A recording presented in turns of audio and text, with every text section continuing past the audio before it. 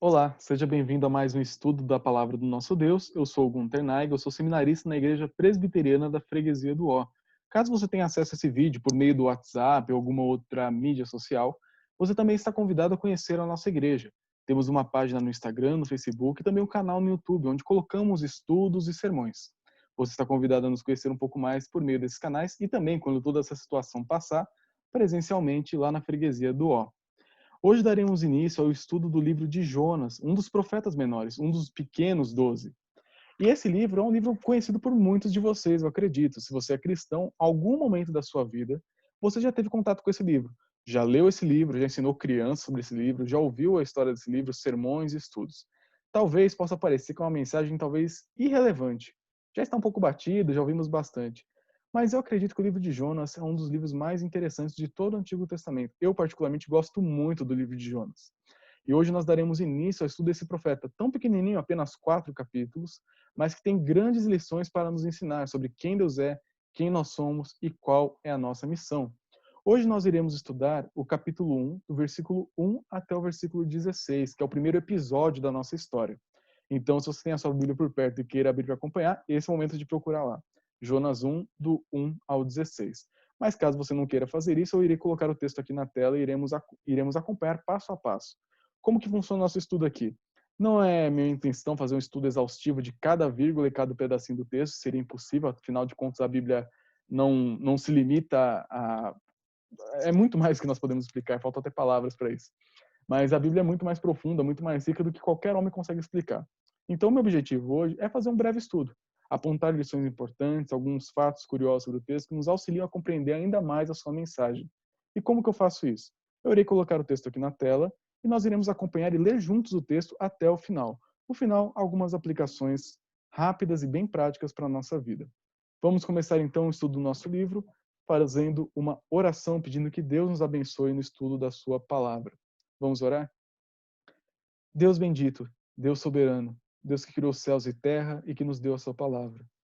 Nós te agradecemos pelo livro de Jonas, agradecemos, Pai, porque até mesmo em meio a essa pandemia que estamos enfrentando hoje, o Senhor nos dá meios de continuar estudando a sua palavra e ter comunhão, ainda que seja de forma virtual uns com os outros. Não é a mesma coisa. E nós pedimos, Pai, que o Senhor abrevie esses dias e traga restauração para essa terra. Mas nós te pedimos agora, nesse momento que estamos, que o Senhor nos abençoe no estudo da sua palavra, para que tenhamos nossa vida transformada e conheçamos cada vez mais sobre quem o Senhor é e quem nós somos, e qual é a nossa missão. É o que nós pedimos em nome de Jesus Cristo. Amém. Vamos então começar o estudo do nosso texto. Primeira parte, nós temos o chamado e a fuga de Jonas. Olha o que o texto diz. Veio a palavra do Senhor a Jonas, filho de Amitai, dizendo: Dispõe-te, vai à grande cidade de Nínive e clama contra ela, porque a sua malícia subiu até mim.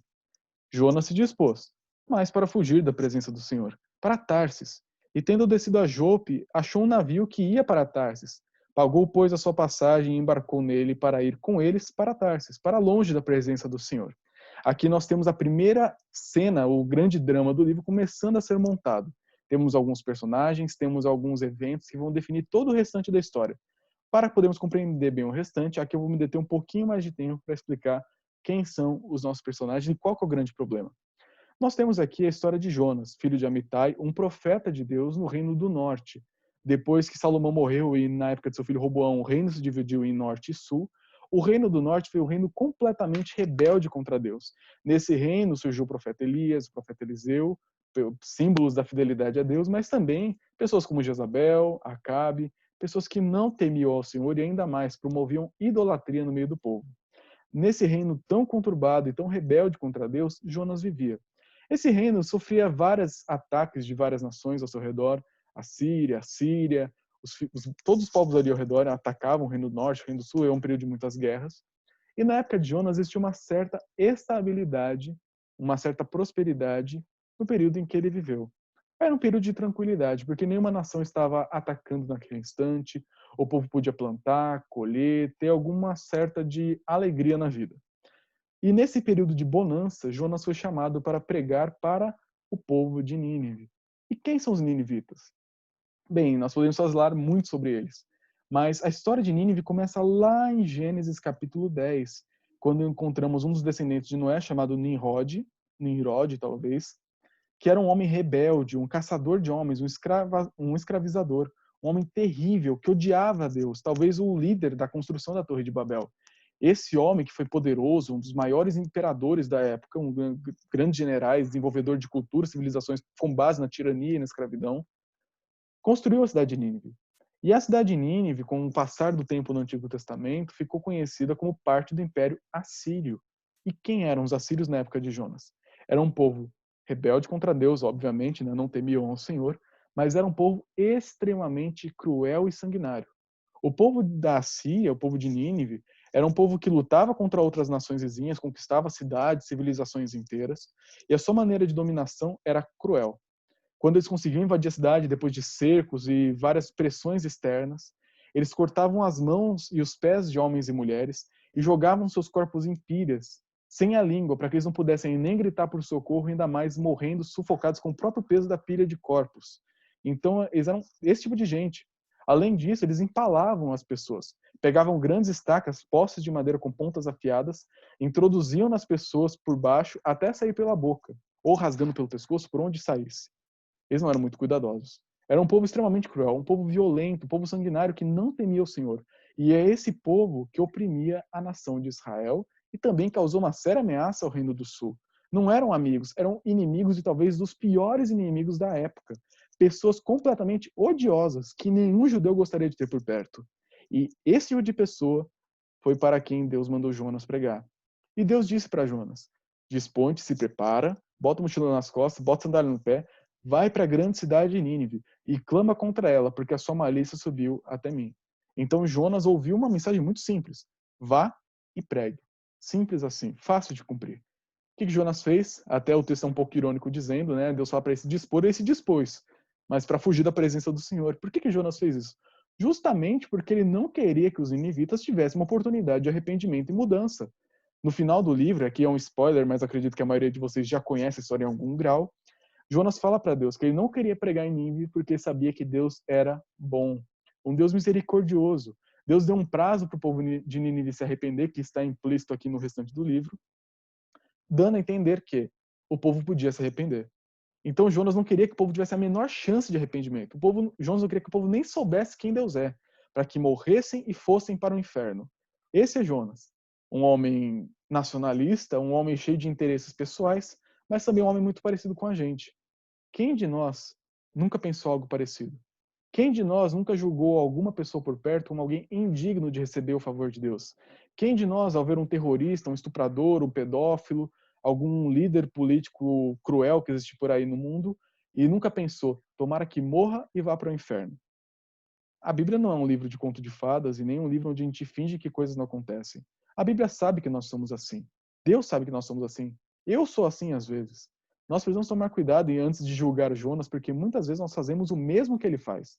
Nós olhamos algum pecador, alguma pessoa cruel, alguma pessoa terrível na sociedade e logo pensamos: essa pessoa não merece nem conhecer a Deus. Tomara que essa pessoa morra e vá para o inferno e pare de atrapalhar a nossa vida e causar sofrimento nesse mundo. Você pode falar que não, pode falar assim: não, nunca fiz isso. Cuidado. Todos nós somos iguais. Todos nós somos Jonas. Pessoas que se consideram mais santas e mais dignas do amor de Deus do que outras. Jonas pensava assim. Jonas não queria dar uma chance para Nínive e se dispôs para fugir da presença do Senhor. Ele foi para Tarsis, que é mais ou menos onde fica a Espanha nos dias de hoje. Ele desceu para Jope, um porto da época, encontrou um navio, por acaso tinha um navio para lá, comprou a passagem, tinha lugar no navio, entrou no navio para Tarsis para tentar fugir da presença do Senhor. Talvez você, assim como eu, quando li esse texto algumas vezes, deu risada de pensar em alguém fugindo da presença de Deus. Mas, de novo, nós somos Jonas. Às vezes, nós tentamos fugir da presença de Deus. Você já reparou que, às vezes, quando você, mulher, briga com seu marido, ou você, marido, briga com sua esposa, normalmente vocês não colocam Deus no meio da conversa? Que você, filho, quando pensa no seu relacionamento com os pais, ou você, pessoa comum, nos seus relacionamentos com amigos e próximos, com seu chefe, com que seja o que for, e quando você tem uma discussão, um problema, você normalmente não coloca Deus no meio da história? Você normalmente não tenta se lembrar do que a Bíblia manda você fazer naquele momento? Que na hora que você está com o ego machucado, o que você quer fazer? É proteger e ferir o outro. Não é fazer o que a Bíblia manda fazer, que é perdoar o próximo. Todos nós tentamos fugir da presença de Deus. Todos nós tentamos fugir das ordens do nosso Deus, tomando nossos próprios caminhos. E muitas vezes os caminhos dão certo. E é importante nós lembrarmos aqui que nem toda porta aberta é uma porta que Deus abre. Alguns cristãos pensam assim: Que caminho que eu devo seguir na minha vida? Faço tal faculdade, faço tal faculdade. Vamos escrever no vestibular, na qual eu passar é a vontade de Deus. Cuidado! Nós não devemos descobrir a vontade de Deus dessa forma. A vontade de Deus está escrita aqui. Nós devemos ler esse texto e aprender através desse texto, estudando juntamente com a igreja, aprendendo através do estudo da palavra do nosso Deus. A nossa descoberta da vontade de Deus não se dá por meios místicos. Não dá para você amarrar a folha no seu travesseiro ou falar, é porque a porta está aberta, é Deus que está abrindo. Jonas tinha todas as portas abertas e ele seguiu aquele caminho. Deus estava abrindo as portas? Essa era a vontade de Deus para a vida de Jonas? A vontade expressa de Deus para a vida de Jonas? Claro que não. E muitas vezes nós fazemos a mesma coisa. Tiramos Deus do meio da história, não queremos seguir o método de Deus para nos resolver com os outros. Deus nem sequer aparece no nosso dia a dia como família, às vezes no nosso trabalho. Por quê? Tentamos fugir de Deus, porque sabemos que no dia que nós nos submetermos à vontade de Deus e fazermos aquilo que Ele fala para nós fazermos, aí vai ser um pouco mais difícil. Vai ser difícil para a gente, mas saiba que obedecer a Deus é a melhor coisa que a gente pode fazer. Obedecer a Deus é uma bênção, porque Deus está ao nosso lado nos ajudando a obedecê-lo. Então, essas são algumas pequenas lições, só nesse comecinho do livro de Jonas. Mas o que aconteceu depois? Jonas foi para o porto, entrou no barco, entrou no navio e foi, tentando fugir da presença de Deus. Olha o que acontece. Mas o Senhor lançou sobre o mar um forte vento e fez no mar uma grande tempestade, e o navio estava ao ponto de se despedaçar. Então os marinheiros, cheios de medo, clamavam cada um ao seu Deus e lançavam ao mar a carga que estava no navio para o aliviarem do peso dela. Jonas, porém, havia descido ao porão e se deitado, e dormia profundamente. É brincadeira, né? Como que pode uma situação dessa? O livro de Jonas mostra um homem sem nenhuma maquiagem, sem nenhuma disfarce para tentar santificá-lo mais do que ele era. Ele era um homem como a gente. Ele tentou fugir de Deus, entrou no barco e no meio do caos foi lá para o porão e dormia profundamente. A ideia aqui do texto no original é justamente de estar roncando já, de tão pesado que era o sono. Jonas era uma pessoa assim. Alguém que tentou fugir de Deus. E na hora que o circo estava montado, que o caos estava acontecendo, o que faz? Tenta fingir que nada está acontecendo e vai dormir no porão.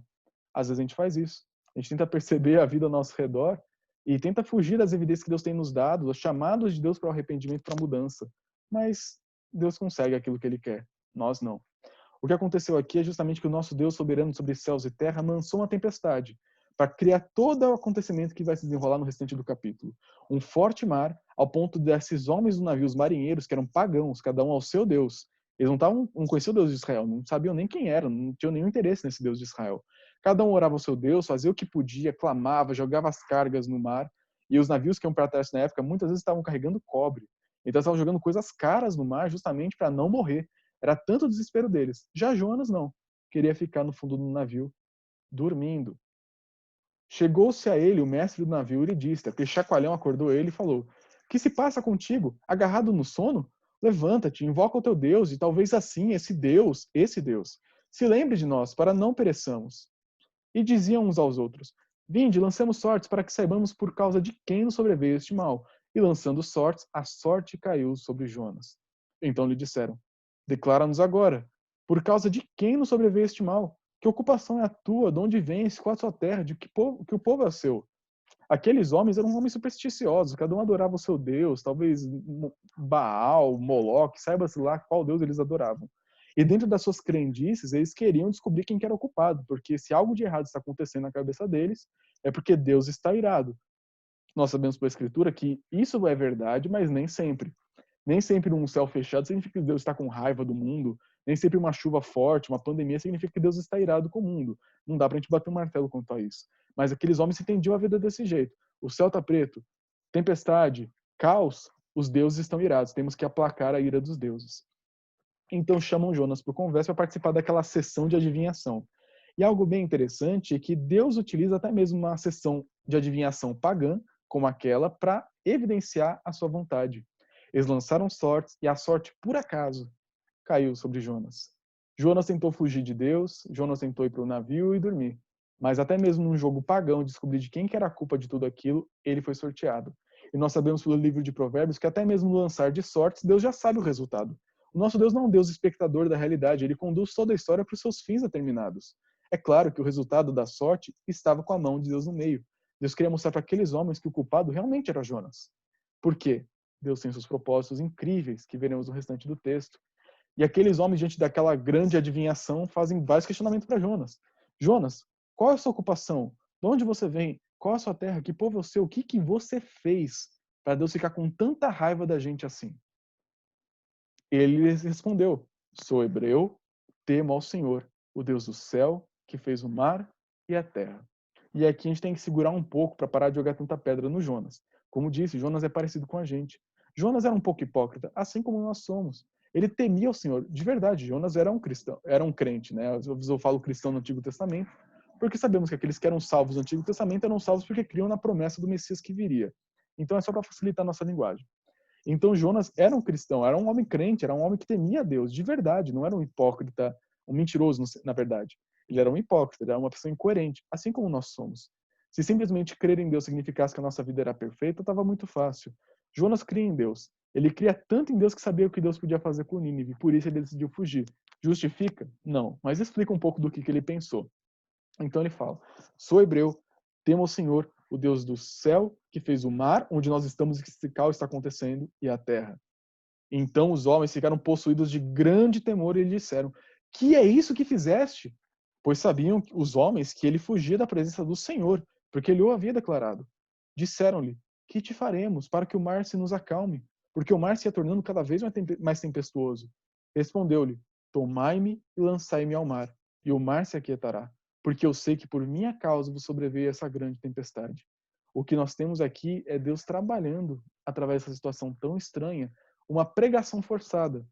Já se viu naquela situação em que alguém te questiona: ué, mas você é crente? E você fala: sou, com aquele sorriso amarelo na cara. Quando você é pego no pulo e alguém te pergunta: mas você é cristão? Isso é atitude de um cristão, e você tem que acabar falando que você é, e você acaba evidenciando toda essa vergonha e hipocrisia que às vezes nós temos. Nós não somos perfeitos. Então, nessas horas, é parecido com o que nós temos aqui com Jonas. Diante de uma situação tão vergonhosa, ele teve que falar: eu sou hebreu, eu tenho o Senhor, Deus do céu, do mar e da terra. E aqueles homens falam: o que a gente vai fazer agora? O que você fez? Então, o Jonas mesmo já reconhece: olha, gente, me joga no mar que tá tudo resolvido. Se livra de mim porque o problema sou eu. Deus me quer, não quer vocês. Então, aqueles homens relutam contra aquilo, continuam lançando cargas no mar, continuam tentando não fazer aquela atitude, né? Porque Jonas estava disposto a se sacrificar para simplesmente se livrar da sua missão. Aqueles homens não queriam se esforçar ao máximo para preservar a vida de Jonas. Olha o caráter daqueles homens e olha o caráter de Jonas. Entretanto, os homens remavam, esforçando-se por alcançar a terra, mas não podiam, porquanto o mar se tornando cada vez mais tempestuoso contra eles. Deus estava segurando o barco no meio do mar. Então clamaram ao Senhor. Perceberam o que aconteceu aqui? Aquela pregação forçada por meio daquele vexame de Jonas mostrou para aqueles homens quem Deus era. Ele acabou pregando ao se identificar. Ele é um hebreu que teme ao Senhor, Deus do céu, do mar e da terra. Esse Deus é o Deus que está irado contra mim. Esse é o Deus que orquestrou toda essa situação que nós estamos agora. E aqueles homens, por meio desse testemunho tão esquisito, essa pregação tão forçada, começaram a ter atitudes um pouco diferentes. Eles clamaram ao Senhor, o Deus da Bíblia, o Deus da aliança, e disseram: ah, Senhor, rogamos-te que não pereçamos por causa da vida deste homem, e não faças cair sobre nós este sangue, quanto a nós, inocente, porque tu, Senhor, fizeste como te aprouve. Aqueles homens estavam melhor do que Jonas. Aqueles homens reconheciam que Deus estava por trás de tudo. Aqueles homens recorreram a Deus para tomar as decisões que iriam tomar. Jonas não, simplesmente agiu de acordo com seus instintos. Jonas, nosso irmão na fé, ele é um hipócrita como nós, sim. Não dá para passar a mão, né? Fingir que nada está acontecendo. Precisamos evidenciar os erros. Mas não pense que Jonas é muito diferente de você novamente. Jonas é assim como nós. Os erros de Jonas são os nossos erros muitas vezes. Então aqueles homens pagãos, por meio do vexame de Jonas, conheceram esse Deus e começaram a falar: Deus, nós pedimos, nós não fazemos isso porque nós queremos, nós fazemos isso porque esse homem falou que era assim e parece o único jeito. Senhor, tem misericórdia de nós, não nos culpe por causa disso. E levantaram a Jonas e o lançaram no mar, e cessou o mar da sua fúria. Temeram, pois, esses homens em extremo ao Senhor, e ofereceram sacrifícios ao Senhor, e fizeram votos. O que nós temos aqui é Jonas, o missionário mal sucedido aos olhos dele, mas bem sucedido diante dos olhos de Deus. Justifica o que Jonas fez? Não. Mas até mesmo debaixo da rebeldia de Jonas, até mesmo debaixo de toda essa situação montada por Deus, o seu nome foi glorificado. Aqueles homens que eram pagãos, adoravam vários deuses da região, agora conheciam um Deus verdadeiro. Por meio da profissão de Jonas: eu sou um hebreu, eu tenho um Deus verdadeiro, criador do céu, do mar e da terra. Eles conheceram um Deus que realmente controla a existência. E ao jogar Jonas no mar e o mar parar, assim como Jesus parou no Novo Testamento, eles temeram, assim como Pedro temeu no barco. Eles temeram aqueles homens ao extremo ao Senhor. Eles reconheceram quem Deus era de verdade. E naquele momento, no meio do barco, ainda tudo molhado, aquela caos completo, ofereceram sacrifícios ao Senhor e fizeram votos, juramentos diante de Deus. Jonas, um profeta rebelde que não queria pregar para Nínive, sem querer querendo, acabou pregando o evangelho para homens de uma maneira que ele não gostaria talvez de pregar, e esses homens temeram ao Senhor e se converteram da sua rebeldia contra Deus. O que nós temos aqui é uma grande apanhado de lições, só para mostrar o seguinte: o nosso Deus é soberano. Ele que decide quem deve ouvir e não a nós. O nosso papel é obedecer confiando na sabedoria dele. Às vezes a gente faz que nem Jonas, né? Pregar o evangelho, sim, eu sei que eu tenho que pregar, né? Ir de pregar o evangelho a todo mundo, a toda criatura, e batizando o nome do Pai, do Filho e do Espírito Santo, ensinando-nos a guardar todas as coisas que você tem ordenado, e eis que estou convosco até a consumação dos séculos. Talvez você saiba de cor, assim como eu, esse texto. Mas por que a gente não faz isso tanto? Por que a gente não se esforça em evangelizar e em testemunhar o nome do nosso Deus? Não significa que você tem que ir para a Ásia, para a Índia, para a África ser um missionário. Não significa. Deus pode te usar para isso.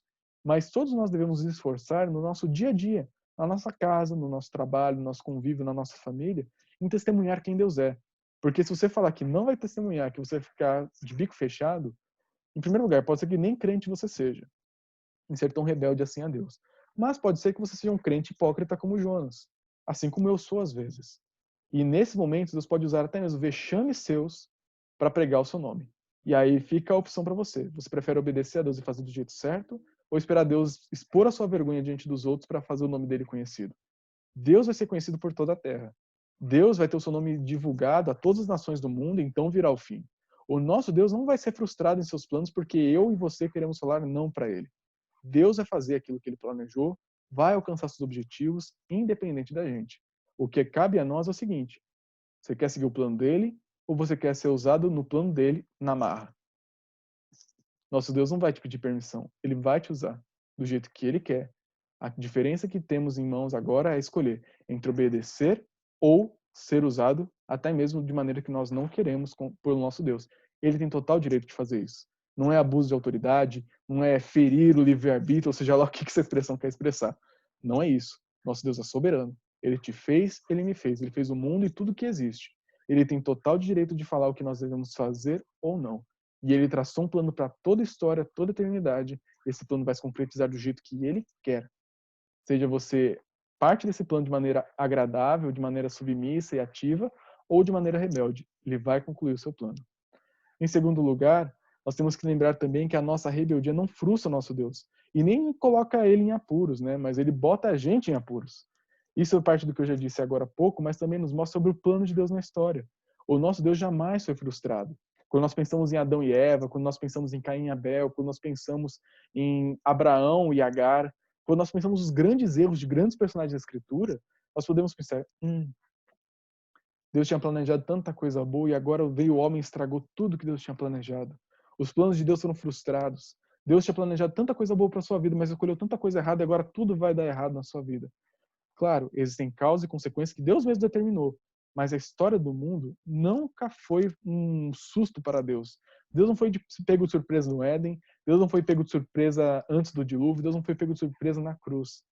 O nosso Deus planejou toda a história. Ele conduz toda a história. Se ele comandou uma tempestade, se ele converteu aqueles homens por meio de um testemunho tão estranho de Jonas, se ele fez tudo aquilo acontecer daquela forma, ele fez o mundo inteiro chegar até hoje, 2020, do jeito que é, quem somos nós para duvidar que ele vai continuar fazendo isso? Quem somos nós para duvidar que a história é um fruto do acaso ou fruto de frustrações? O nosso Deus planejou tudo o que acontece. Isso não nos deve levar a um fatalismo. Isso é um erro. Os islâmicos que pensam assim. Nós devemos pensar em um Deus que é um artista, que fez toda a história com um belo roteiro, e esse roteiro inclui até mesmo as nossas falhas, e até mesmo nossos erros, que é culpa nossa mesmo. Mas estava dentro dos planos do nosso Deus. Deus não é frustrado, Deus não é enganado pelas artimanhas que nós criamos. O nosso Deus tem controle sobre toda a história. Quando nós pensamos na cruz de Cristo, nós temos o principal exemplo de que não existem frustrações. O nosso Deus, o nosso Pai que está nos céus, que pode ser o seu Pai caso você ainda não seja um cristão, esse Deus que fez céus e terra, levou o seu único filho, seu amado filho perfeito, santo, sem pecado, até a cruz. Ele fez seu filho sofrer. Isaías 53 fala que agradou o Senhor moê-lo na cruz. É uma linguagem pesada. É uma linguagem terrível quando nós pensamos o que foi a cruz de Cristo, todo o sofrimento que o nosso Senhor passou.